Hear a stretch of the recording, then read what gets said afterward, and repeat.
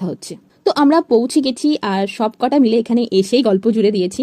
আর এখনো সেলিব্রেশন পর্ব শুরু হয়নি, তাই আমরা চলে এলাম একটু আমপোড়া শরবত খেতে। এই গরমে আমপোড়া শরবতের কোনো বিকল্প হয় না।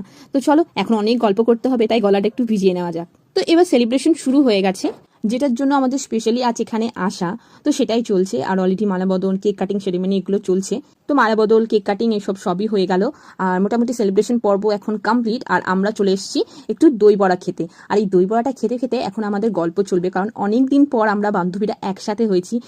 আসলে কাজের সূত্রে কেউ বাইরে থাকে বা কারো দূরে বিয়ে হয়ে গেছে, তো সেইভাবে একসাথে খুব কম সময়ই আমরা হয়। তো এই সময়টা ভীষণভাবে আমরা এনজয় করছি, কারণ সবসময় এই সময়টা আমাদের কাছে আসে না।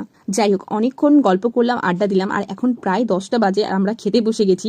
গল্প করতে করতে আর ছবি তুলতে তুলতে সময়ের একটুও জ্ঞান ছিল না, অনেকটাই দেরি করে ফেললাম। বাট ঠিক আছে, রোজ রোজ তো আর সকলে একসাথে হয় না, তাই এইটুকু মানিয়ে নেওয়াই যায়। যাই হোক, রান্নাগুলো ভীষণ ভালো হয়েছিল, বিশেষ করে ফিশ রোল আর বিরিয়ানিটা আমরা সকলে ভীষণভাবে এনজয় করে খেয়েছিলাম। তো চলো, ভিডিওটা এখানেই শেষ করছি। ভালো লাগলে প্লিজ একটা লাইক করে দিও। Thank you and stay tune with me. Tata.